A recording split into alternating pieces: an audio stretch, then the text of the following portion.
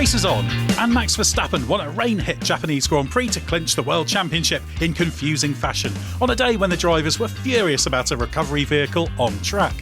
So did F1's latest controversy overshadow 2020's Coronation Day, and exactly what did go wrong at Suzuka? I'm Edd Straw, and joining us to answer those questions and many more are Scott Mitchell-Malm and Mark Hughes. Well, Scott, how's Japan? Because I'm not there for this weekend, I'm relying on you to give me a taste of what's actually one of my favourite races. Yeah, it's been brilliant, to be honest. I've loved being back. This is absolutely one of the great races to be at, and one of the great places to come to. This time I came through Tokyo. Sometimes I come through a couple of times in the past. I've come through Osaka. And it's just been great, and I'm really pleased as well that the race returned with a proper crowd, and because the Japanese fans are unique. It's quite beautiful in a way. The manner in which they embrace Formula One, the colours and the costumes, and I had a conversation with Alex Albon about this on Thursday actually, and he said that they mob you here, but they do it in such a quiet and polite way. And I just said it's almost like respectful enthusiasm is what I would describe most Japanese fans. And it's just been brilliant. Even on the little media shuttle, as you drive into the circuit, like they're waving at you as you drive in through the circuit gates as they line the roads. They're just enthusiastic to see anyone related to Formula One. It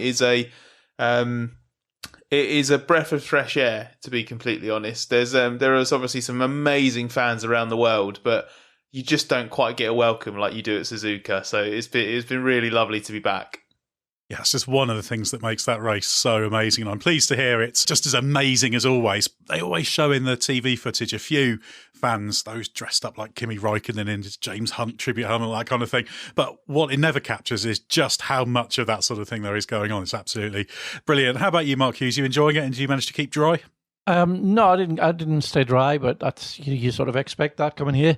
And yeah, I always enjoy it. You can't not enjoy it, and it's, aside from the very special atmosphere of this part of the world, it's just one of the great racetracks as well, and just the natural habitat for a Formula One car. And yeah, it's old school in that respect, and there's very little not to like about this place. Pretty much universal now that it's the favourite track, isn't it? It always used to be Suzuka and Spa, but I think some of the changes at Spa have just meant Suzuka has edged ahead, but both great circuits. Well, let's get into it, Scott. We will dive into Verstappen's win and the title victory shortly, but we've got to delve into the major talking point first. That was the flatbed truck that caused so much anger, particularly for Pierre Gasly, who passed it while catching up the safety car train on lap 2 after a pit stop for a new nose and fresh tyres. You spoke to him after the race, so how furious was he, and was he right to be angry? Yeah, he'd calmed down from obviously the TV images that we saw after it happened, unsurprisingly, because the race was red flagged for an hour and a half, maybe even longer, while we waited for a break in the weather, which meant obviously the actual initial incident took place hours ago by the time we spoke to Pierre. But while the sort of emotion was out of his voice, in the sense that he was very much in control of what he was saying, and it was very measured and quite monotonous, actually, the strength of his words was still there, and there was almost like a quiet anger about the way he was talking, and it was very, very clear that he was still extremely upset by it. And I think, by and large, I think he doesn't even just have a point. He's absolutely bang on. Just like all the other drivers that chimed in supporting him, there is no excuse whatsoever for that truck being on track when there were cars on track. I understand that it is supposedly normal procedure for that to happen under a safety car or a red flag, for the recovery vehicles to head towards the scene of the accident to retrieve the broken down or damaged car, because at that point the race is meant to be neutralised. The cars are meant to be going at a sensible and controlled speed. There is not meant to be any danger at all. But this was clearly not a normal situation. The conditions were awful. It was possible to aquaplane, as Carlos Sainz had literally just demonstrated, and the visibility was terrible as well, as Pierre Gasly had just demonstrated by ploughing into an advertising hoarding that Sainz's crash had brought onto the track. And to add to that, the recovery vehicle was on its way to that exact scene where that had just been proven could take place. So I just don't understand it at all, why there was no common sense applied to that situation. It was almost just like, well, this is just what we do when there is a safety car. We'll just send the recovery vehicle over. You might as well head there now. And especially at that point of the circuit as well, because you're almost going around. It's, the visibility is particularly bad there just because of the nature of the track, the way it falls away and then goes around to the right. And by the time the truck was on the track, it was effectively on or just off of the racing line. So completely justified, I think, Pierre Gasly's anger. The only thing that wasn't justified was the speed at which he drove after passing that scene, because it's very clear from the steward's investigation that he was speeding excessively. He was in excess of 200 kilometers an hour, which I think by that point it was obviously under red flag, and I think that was probably unnecessary. But I think this has just been, that just proved to be a distraction.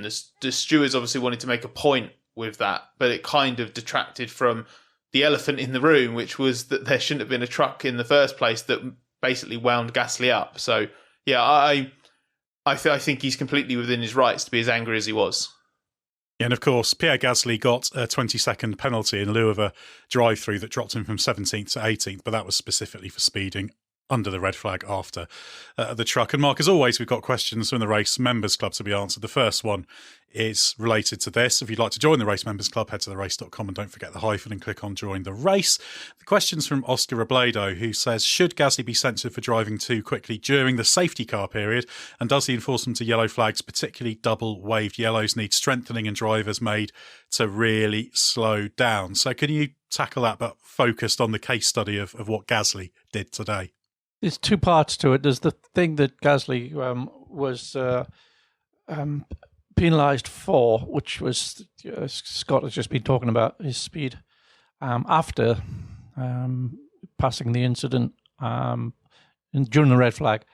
But the super dangerous part was the fact that he was recovering to catch the back of the safety car queue on wet tyres, which were, right for the conditions.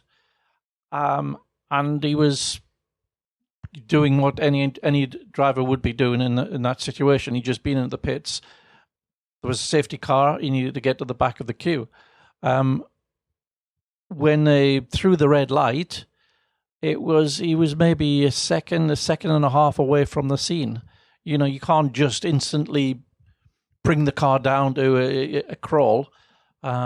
So the FIA was right in criticising his actions subsequent to that, but it's not acknowledged. It's their own failings in the handling of that situation, and so I think that we shouldn't really be looking to deflect where the fault lies in this situation.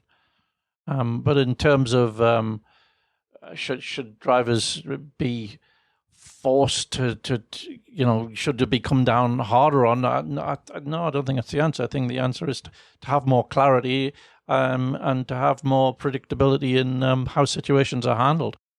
And that's what drivers are pretty much universally asking for. And we should also note that in this particular case, Gasly didn't exceed the safety car speed delta that was on his dash, so he was doing everything he should have done. I had a bit of a look at the timing loops. I think he was about 39 seconds off the safety car train when he came out of the pits. By the time he got to about turn 13, it was just over 30 seconds, so he closed up 8-9 seconds, which, catching a safety car train, that's not ridiculous, is it? So I think it shows he was doing what was right. So that word you used there, though, deflection, I think was important, because it felt a little bit like initially the FIA were quite keen for everyone to focus on what Gasly was doing. And we should say, Scott, they did later, about 3 hours 20 after the race, they announced that there is a review launched into this particular incident. Yeah, it's I think it's part of the normal process that they would go through in this when there is a flashpoint. But it almost felt a little bit like they had to be strong-armed into it, because that statement referenced the feedback from the drivers feedback was an interesting way of saying stinging criticism, but I suppose that the FIA does have to sort of look for the silver linings and sort of pretty up the situation a little bit for itself. I agree with you that it did feel like Gasly was being targeted a little bit. It almost it was borderline scapegoating him at one point, but then I think it just became a look at this for now, because they don't make a big song and dance normally about reviewing these kind of things. I just think with the way it was such a big and prominent and controversial issue, they had no choice but to acknowledge it with a formal statement towards the end of the day. I just think it could have all been done a bit quicker.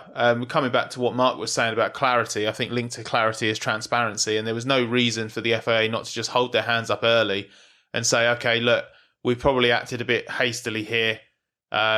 This is the normal process, but we can already see that this was a mistake because of how bad the conditions were. We will look into this and ensure that something like this can't happen again.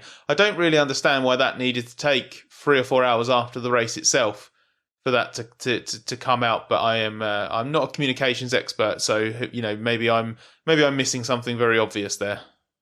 And the main thing is it's an important reminder of something that really does need to be attended to. Obviously, several drivers, including Pierre Gasly, Lando Norris, cited the example of Jules Bianchi, who lost his life as a result of the crash here in 2014. I mean, Mark, we were both there for that day at Suzuka, and you can't help but think of that sort of thing at this track, primarily because of Bianchi, but even the Martin Brundle incident in 1994 when he hit a Marshall and wasn't far off hitting a recovery vehicle himself. So it's just something that they always need to be vigilant on. And this point about, there will be recovery vehicles on the track sometimes, but what's very clear is in these sort of circumstances, it's got to be avoided, which is why all the drivers were unanimous. But it was unanimous, really, that this must not happen. Yeah, I think when you hear the FIA say it's a normal routine in these such situations to control the field under a safety car and put a recovery truck out, well, the answer to that, it shouldn't be. It should simply be, that's not what should happen. If just because you've been doing something wrong for years doesn't mean you should continue doing something wrong. I think as soon as there is a necessity to have a recovery vehicle on the track, there can't be any cars on the track. They should never be on the track at the same time, as simple as. Well, it comes down to an expansion of the decisions they made after the Bianchi crash, actually. They realised that basically recovery vehicles and marshals are the two things that get within the track perimeter, by which I mean within the walls that you can hit that are not designed to be hit by a car. So it makes sense to take action to prevent that from happening, just purely from what the consequences of such interactions are, let alone the wider implications. So very positive the FIA is reviewing this. And the one thing I will say is we hear the FIA talk about transparency quite a bit and how transparent they are. So I'd just like them to review it and just explain the processes and what will change once they've been through everything. So it'll take them a little bit of time to do that. Well, Scott, that's the proper controversy out of the way. But let's look at the confusion. There were two reasons Max Verstappen clinched the title after the checkered flag. One was that penalty for Charles Leclerc that dropped him to third behind Sergio Perez. We'll look at that in a moment. The other was the rules. So why were full points awarded rather than the expected reduced amount, given the distance covered and what most people thought was going to happen with, I think it was 19 points for a win? Yeah, exactly that. Basically, even Red Bull team boss Christian Horner called it a mistake, effectively, in the way the rules have been written. So I would imagine everybody listening to this will remember the ghosts of the 2021 Belgian Grand Prix and the farcical situation there, where we had a race result declared and half points awarded for a race that didn't happen. What was that? I think it was technically 3 laps under the safety car / red flag, and then there were no racing laps, and it was a joke. The race classification was based on 1 lap at Spa last year. That's the official result. 1 lap it counted back to. Yeah, exactly. It was one of the lowest days Formula One has had in years, and in the aftermath of that, part of the review into ensuring it couldn't happen again was to work out a new system of allocating points based on the percentage of the race that had been completed. And this was done to ensure that an appropriate number of laps were necessary for points to be awarded. And this is done in stages. There are basically 4 sets of points that can be awarded, depending on whether you've manage less than 25% of the race, 25 but less than 50%, 50 but less than 75%, and then 75 to full distance gets you full points. And so basically, everyone thought that as once the race resumed, because we'd had the suspension, and it was very clear that we weren't going to get full distance in. Everyone assumed that we would therefore be racing to one of those percentage points.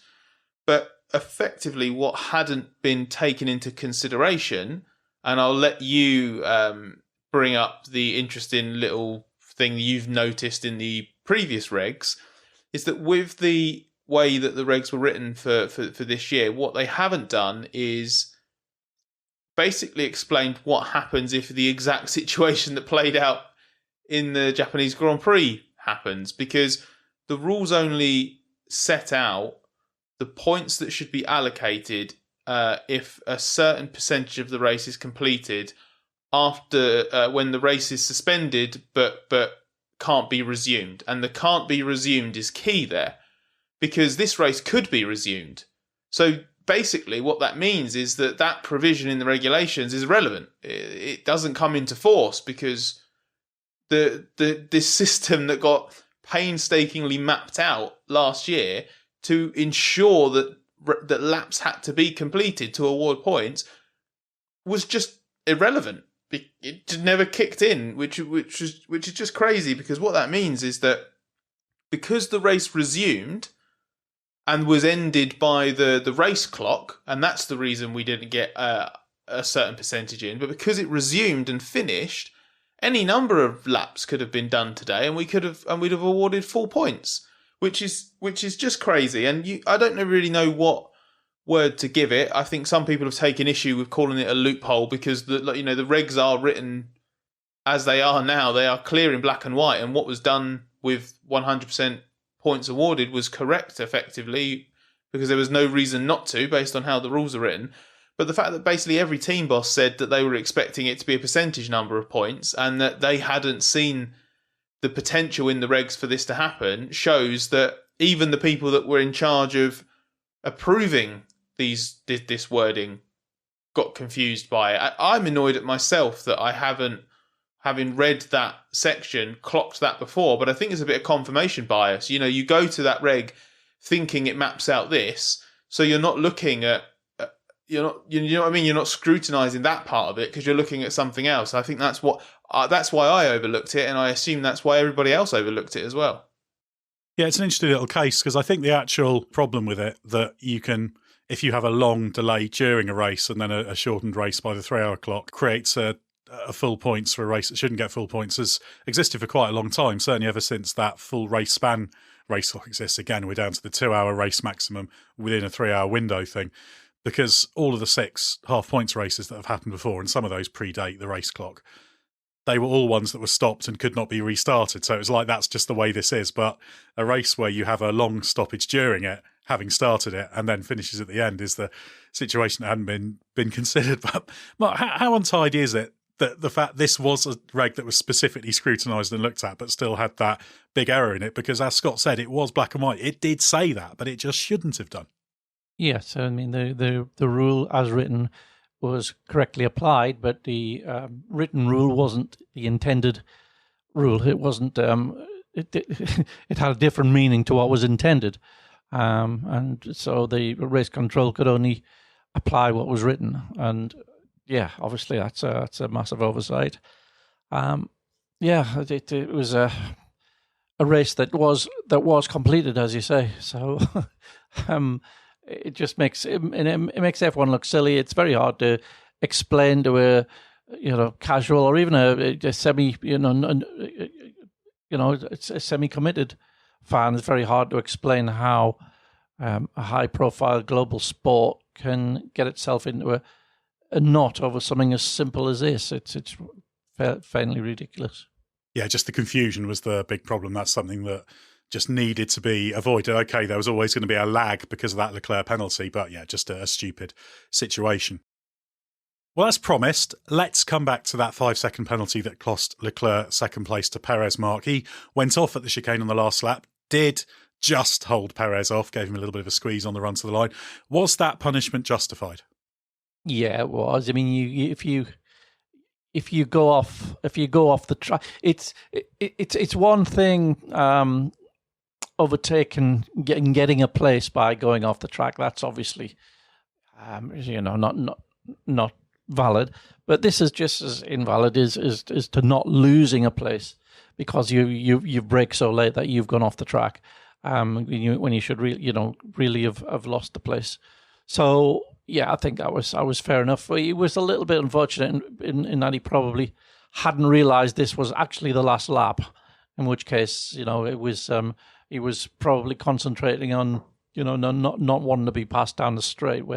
Whereas if he'd realised it was the last lap, it would all have been. You would have approached it in a slightly different way, I guess. But yeah, I mean, I don't think he could really have any truck with the fact that he was penalised. He did gain an advantage, or he didn't suffer a disadvantage, and he should have done. So yeah, 5 seconds, fair enough. Yeah, and I think even Leclerc later admitted that it was perfectly reasonable. Any dissent on that, Scott, or were you happy with it as well? No dissent on my side. I mean, Mattia Binotto said after the race that he was a bit annoyed, I think, at the speed in which the decision was made, because they didn't wait to hear from either of the drivers. They just declared it straight away, whereas obviously last week Ferrari were waiting for ages to see whether or not Checo got the penalty that Ferrari felt that he should get for not staying within 10 car lengths of the safety car in Singapore. And they're apples and oranges, and you can't really compare them. So I don't think really Binotto has much of a leg to stand on there. But I think, and maybe he was fully aware of this when he said it, and he was just trying to make a point. But I think the thing to be aware of is that obviously when that penalty was rapidly applied, or when especially when that incident happened, we were all watching in the belief that it had absolutely no material impact because it was going to be a set number of points awarded. But as it turned out, that penalty is the only reason Verstappen won the championship. Won it here, rather, because obviously that penalty switching those positions meant he gained enough points on both drivers to have an unassailable lead.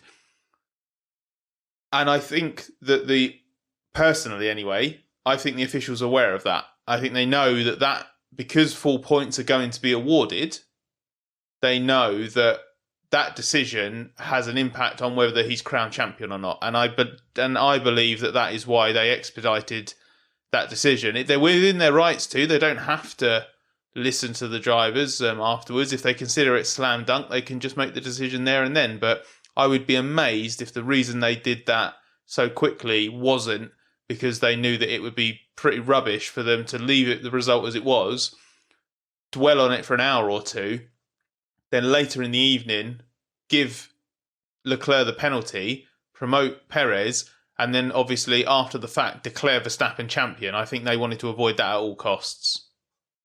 Yeah, I think that probably did play a little bit into it, but it's also a question of what do you need to know? The facts of that were fairly obvious. What could Leclerc have said that would have, or offered as evidence that would have changed the interpretation of what was going on there? Again, it's like Nicholas Latifi was complaining about the penalty he got for hitting Joe at Singapore, saying, well, I wanted to tell the stewards that I couldn't see him, it wasn't deliberate. It's like, well, it wasn't. You weren't done because it was deliberate. You were done because it wasn't correct. So, yeah, ultimately, some things take longer than others. I think as a general rule, if you can get the right outcome quickly, that's to be encouraged. So I'm not going to criticise them for that too much. Well, let's get on to Verstappen winning the World Championship. Scott, we'll start with you. It's his second title, very different to the first one, very much one we've seen coming for a few months now. Any superlatives left for him? I think he's been tested in new ways this year, and I think he's passed pretty much all of them with flying colours. That's the thing that's impressed me this season. I don't necessarily think Verstappen's driving any better. He had a different challenge this year. It wasn't as intense. It wasn't as drawn out, and it wasn't as bitter a fight as it was in 2021 up against the might of Lewis Hamilton and Mercedes. So it was a very different championship battle. But as I say, tested in different ways. He had to come back from a massive deficit after the first 3 races.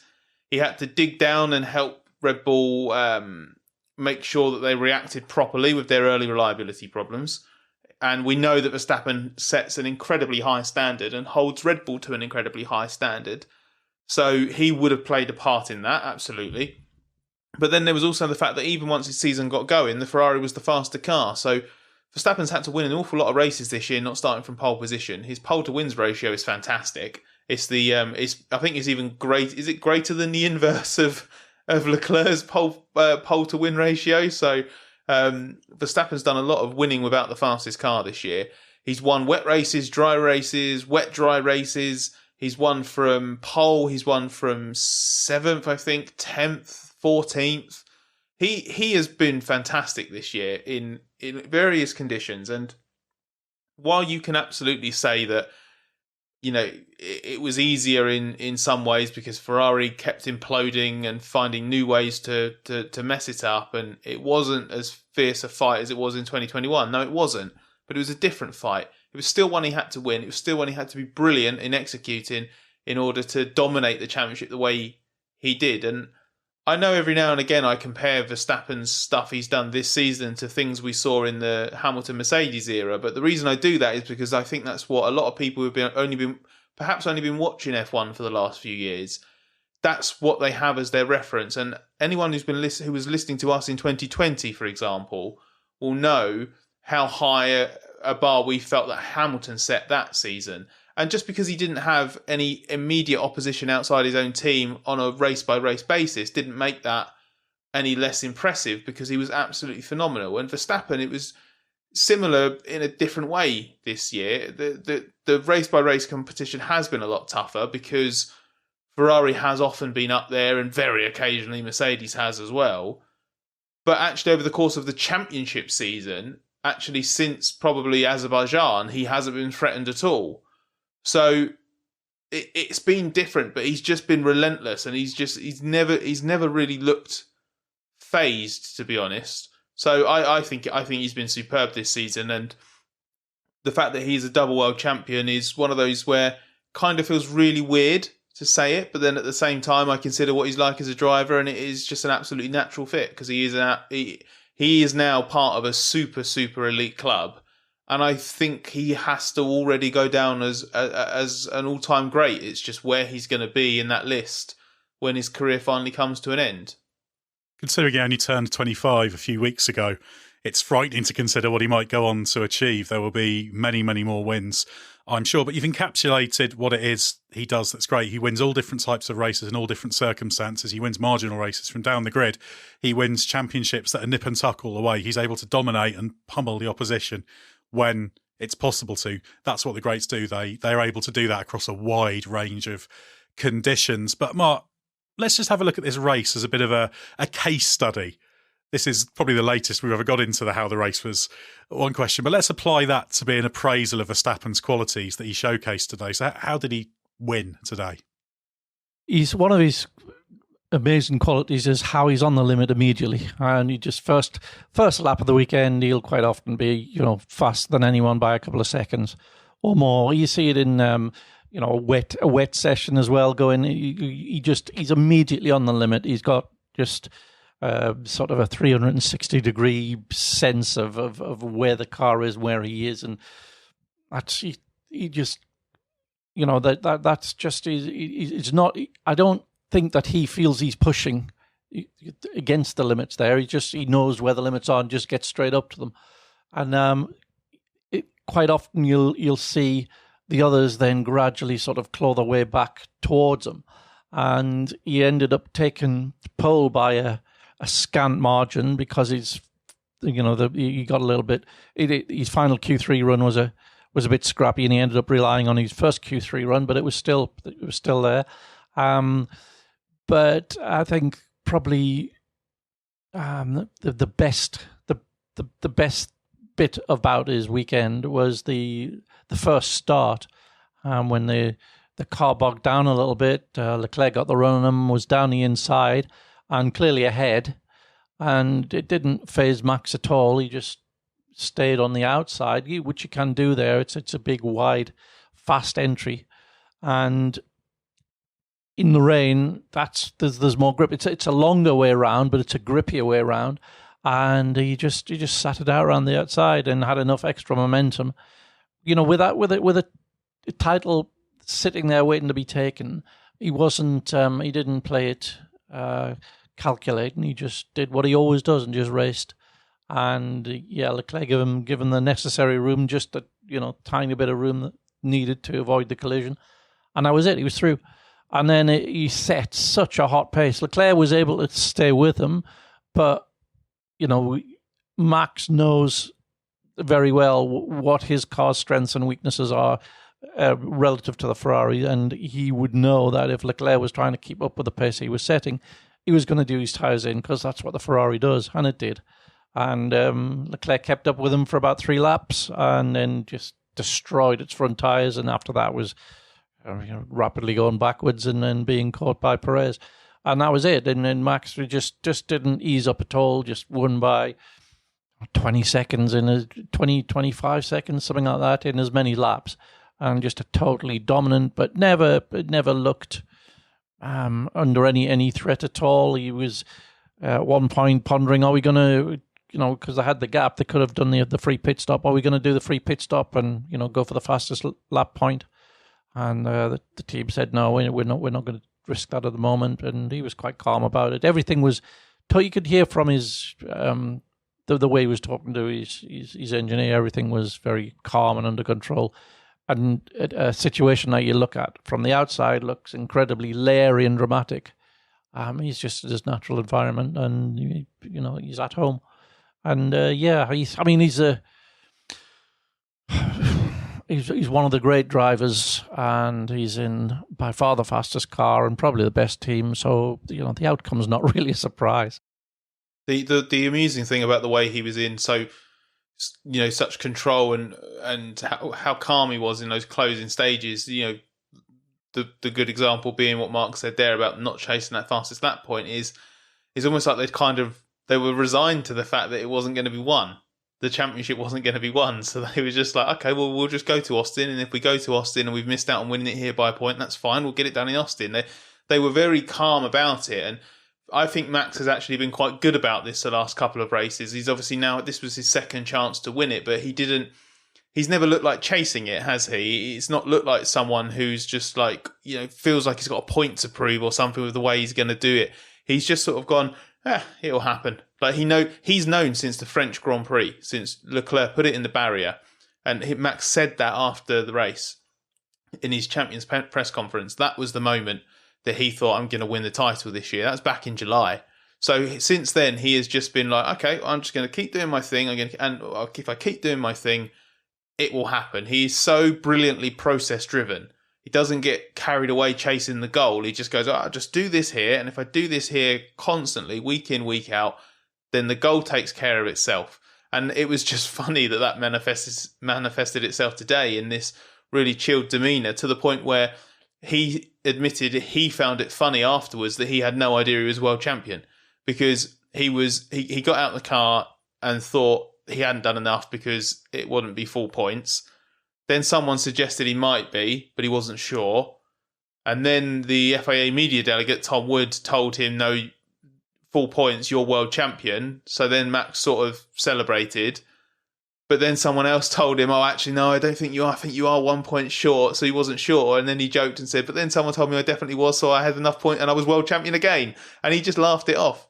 He was so relaxed about it that he was able to just take that. I mean, that would have infuriated me. I'd have felt like my moment had been taken from me because of this pointless confusion. And Max just like he does a lot of the time, just took it all in his stride. Yeah, that's the mark of a champion, very, very much in control. Well, it's time for a quick update on the progress of Grid Rival now. Grid Rival is the fantasy motorsport game, and the race has its own league. I'm hoping for a second victory in a row over you, Scott, as I managed 1,013 points, courtesy of Magnussen, Hamilton, Perez, Russell, Mercedes, and double points talent driver Esteban Ocon. So is that enough? What, 1,013? Yeah. So a 4-figure haul? Yep. That's amazing. I think Ocon was a big part of that, especially as I had a slightly strange lineup because I was locked out of the Ferrari drivers and Verstappen. Yeah, no. 1,013 is brilliant, but it's not as good as 1,021. You and your maths. Yes, I finally did it. I finally got my first 4-figure points haul of the season. I've been rubbish for so long, and I've often found it quite good when I've got into the mid-900s. That's how mediocre my season's been. But I think I've shot up 200 odd places in our league because of this massive haul this week. So I have Sebastian Vettel to thank. His inspired strategic decision when he was facing the wrong way in the track on the first start. I was thinking, well, that's a good use of my talent driver, but as it turns out, I had a great one with Verstappen, Norris, Ocon, Vettel, who was my talent driver, Magnussen and Mercedes. So a couple of solid point scorers there in Magnussen and Mercedes. They didn't do anything particularly special, but the others, they really delivered for me. So I'm delighted to have not just across the board. That's a strong set for me. I beat you. I got my personal best for the season, and I broke the 4-figure mark. So I'm delighted. Yeah, that's enough from you, Scott. Let's look at the top scorers of the week, because that's far more interesting than hearing you crowing. Top scorer was Debo29 with 1,134 points, just clear of Friedrich Van Vel. And in the overall league standings, it's still Jackie 789-58103 up front, but Raniel Ricciardo... Who I outscored this week. Who I outscored this week, I checked. You see, I've told you to stop talking about your score, so we've moved on. We're talking about an exciting title battle. 52-point gain for Raniel Ricciardo this week, so it's game on in that fight. Grid Rival, of course, is still open for sign-ups. We'll be tracking progress over the year, so download the Grid Rival app or visit the website so you can join in. Links in the episode description for this podcast. Well, Scott, best of the rest behind the top three was Esteban Ocon. That's the team's best result of the season. Fernando Alonso bats him up with 7th place after that stop for a second set of intermediates. Thomas Knights asks, given the pace Fernando Alonso had, how good a weekend did Ocon put together to qualify P5 and finish P4?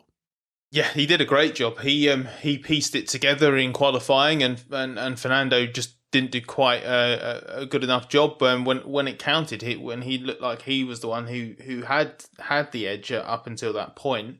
So Ocon did a great job there, and actually felt that there was a little bit more in it.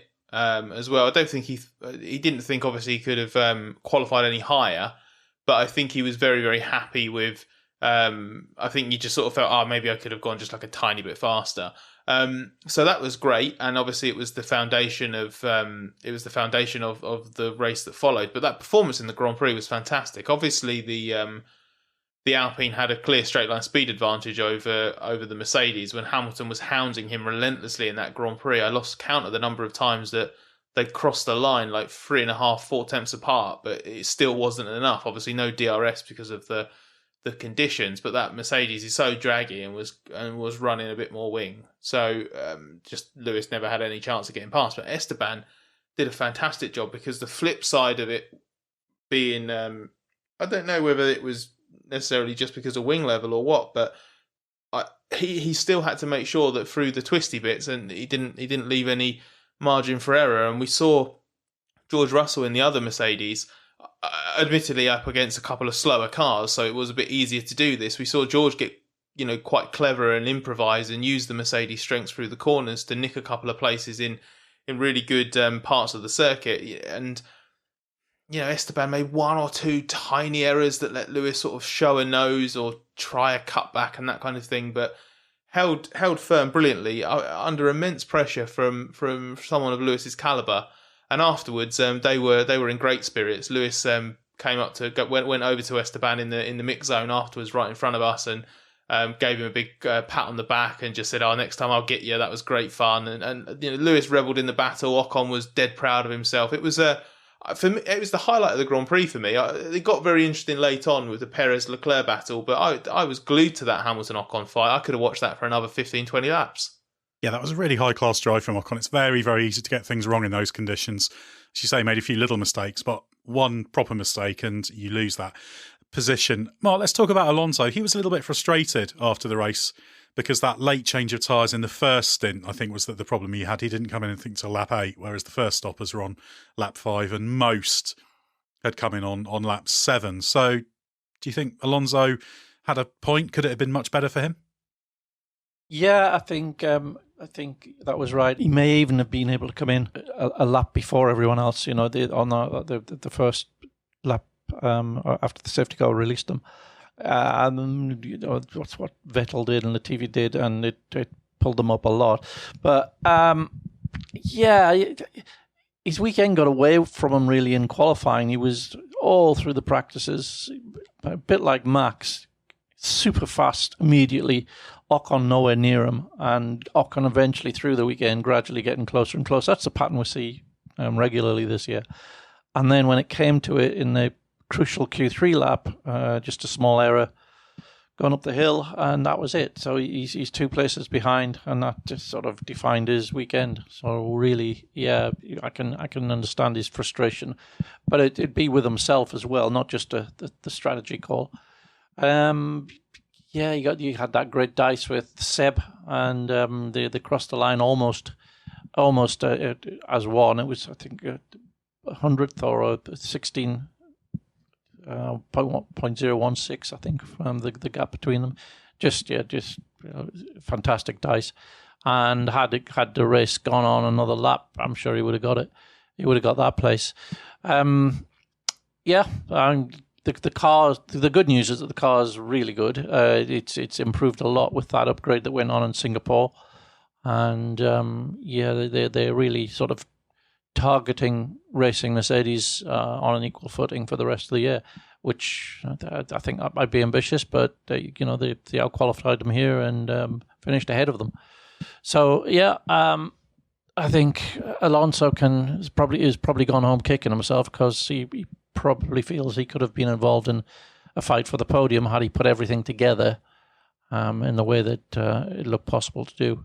Yeah, it's 0.011, the gap, Vettel to Alonso in the end. And actually, we should note George Russell was right there with him in 7th place. He lost a little bit of ground early on because of that double stack pit stop. Mercedes did, but came through, picked up some reasonable points, which was positive for him. But a big swing in Alpine's favour in that battle for 4th in the Constructors' Championship, given McLaren only managed the 10th place for Lando Norris. Let's talk, Mark, about Sebastian Vettel, 6th on his final Suzuka appearance. It's quite something considering he's facing backwards after turn 1. But you could actually argue that was the making of his race in a funny kind of way. You could, because, I mean, he was solidly at the back when he managed to get the thing out of the mud, which even that looked to be quite an achievement. It looked like he was going to burn the clutch out before it was going to find enough traction to actually get back onto the tarmac, but he did it. And at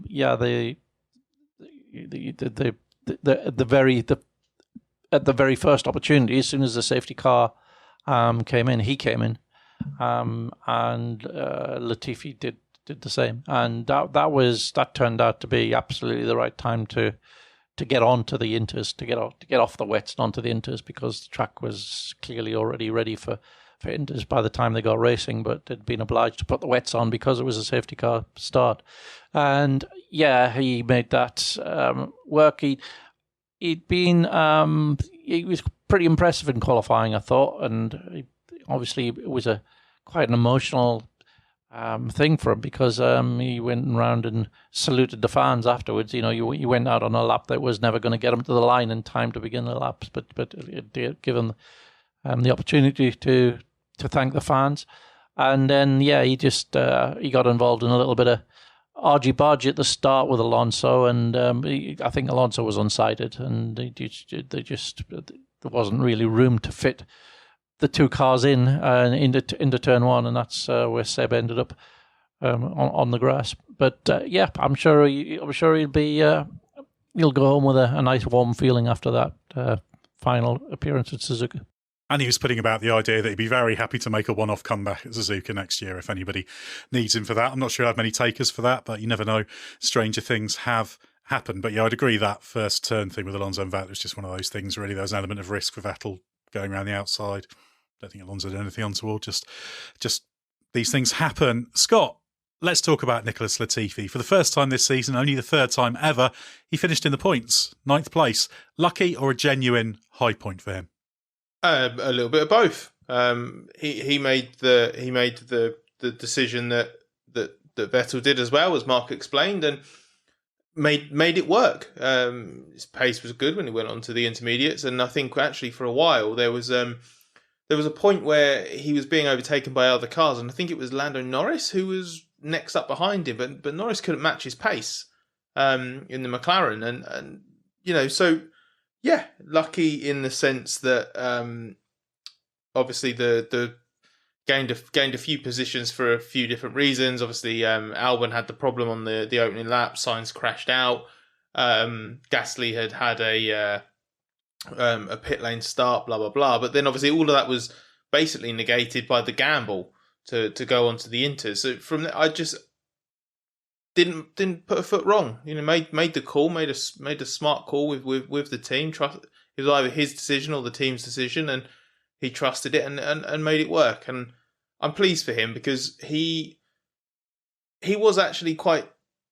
This was a relatively really good weekend for him by his standards. I think it was only a couple of attempts off Albon in qualifying, and considering he doesn't know the track, and he'd had a confidence bruising Friday and Saturday with his silly little error on Friday where he turned down the wrong part of the circuit and ended up on an escape road. And by his own admission, he was really struggling in FP3. His deficit in Q1 actually must have been one of his closest deficits of the season, if not the closest gap of the season to Albon. And he was actually quite pleased with that. So I think he actually gelled with this circuit quite nicely, and maybe that translated into the performance we saw on Sunday. So I don't think he's as bad a driver as he's looked at times this year. So I'm pleased that he's ended that anomaly where he was the only full-time driver without a point. It also means he has moved ahead of Nick de Vries in the championship by virtue of countback, I think, because Latifi actually has a result to count back to, whereas de Vries doesn't. So he's ahead of the stand-in. So that's a good thing. It's a couple more points for Williams. And I think it means it's the first season since 2018 that every full-time driver has scored a point. So yeah, just good work all round.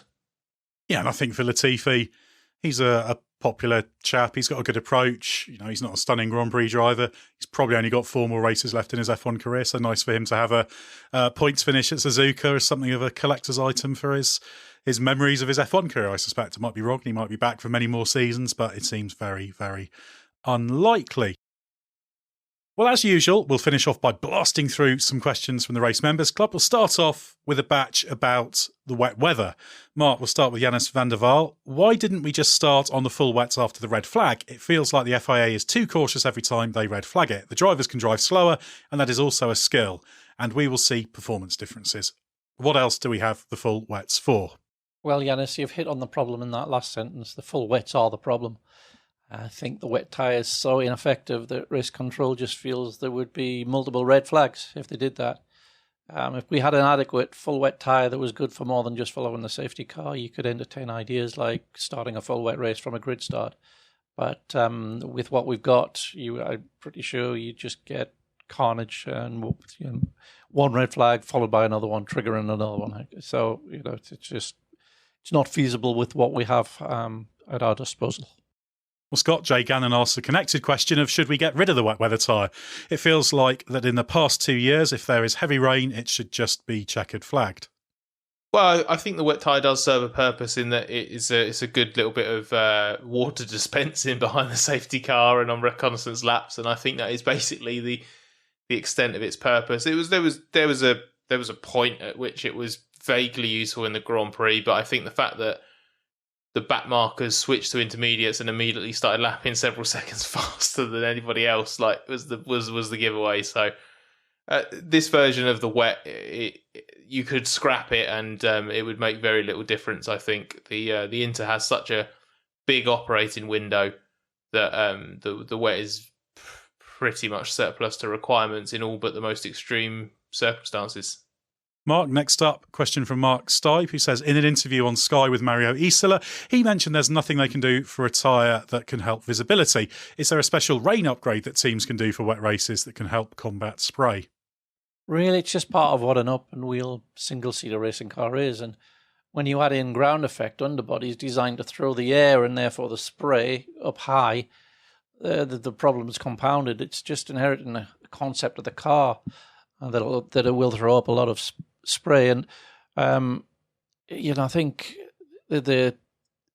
when you go to a circuit with such high speeds, it does really just make visibility a bigger problem even than the surface. We used to see it also at the old Hockenheim, where the speeds were very high and where it often rained.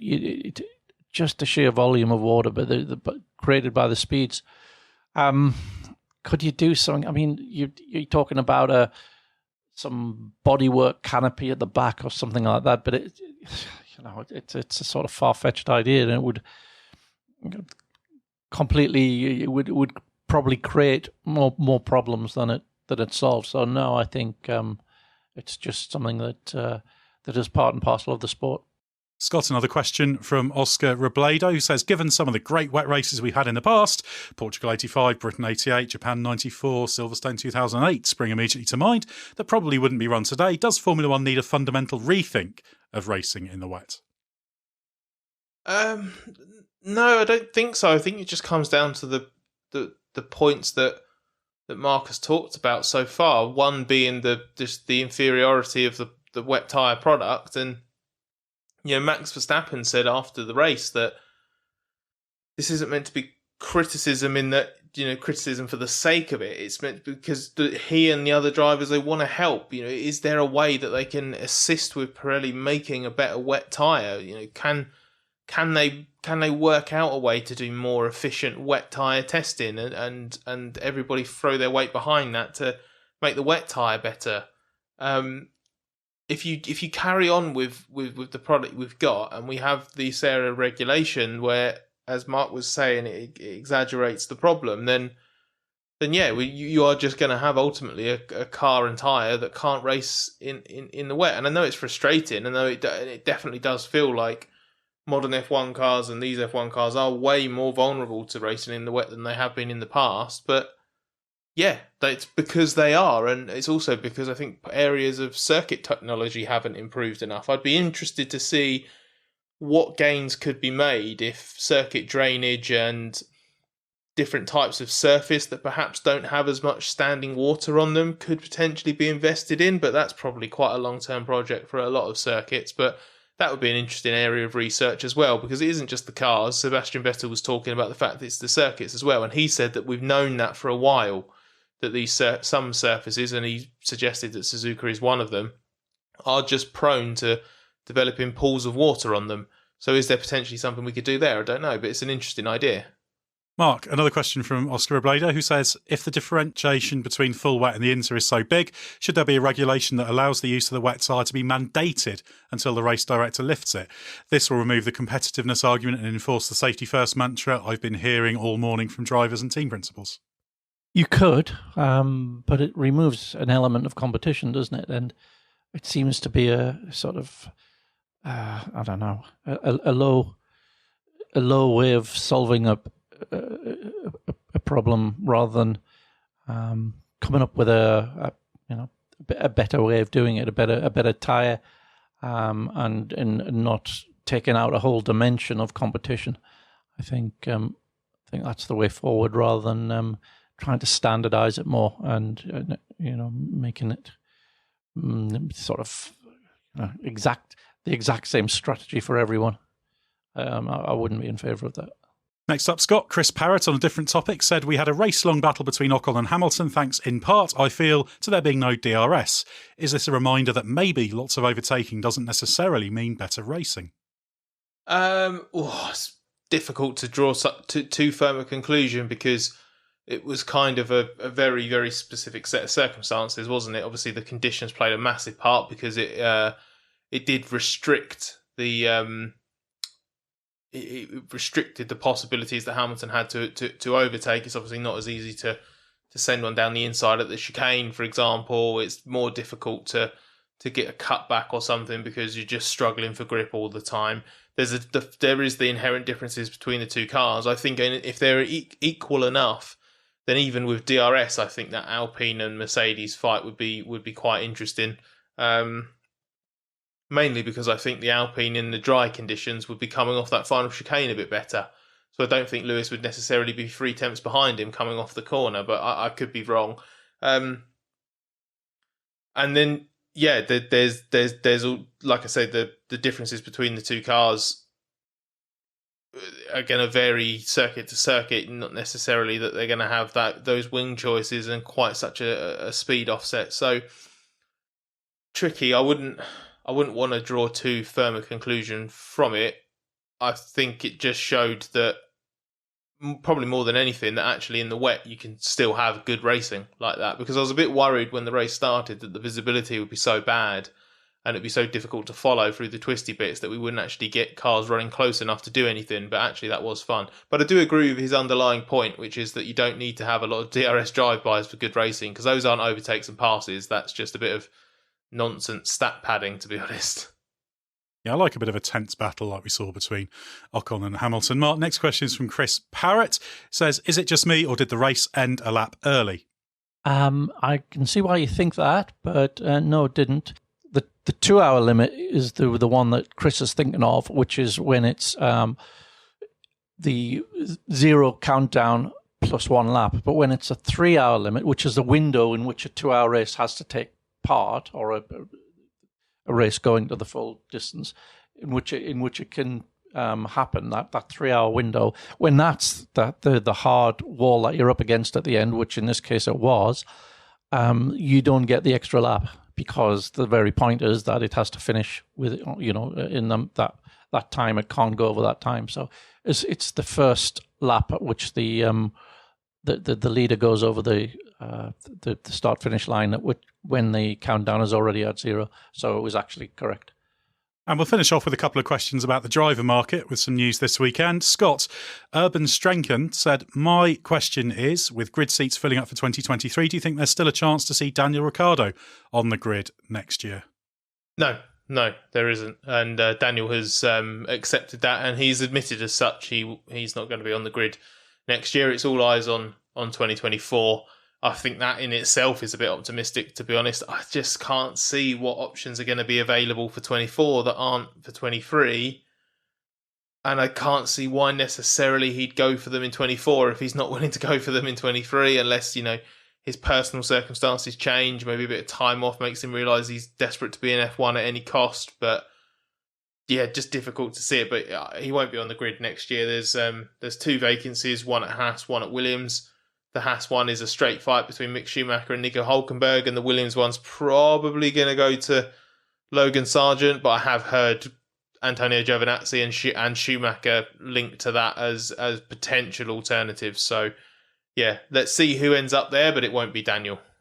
And Mark, with Pierre Gasly being confirmed as an Alpine driver, which of course meant that Nick de Vries signs for AlphaTauri, Jamie Willis says, with 2 French drivers now confirmed for a French marque that arrived in F1 from sports car racing, I have a slight sense of Ligier déjà vu. But can Alpine ever be as competitive as Ligier was in its heyday?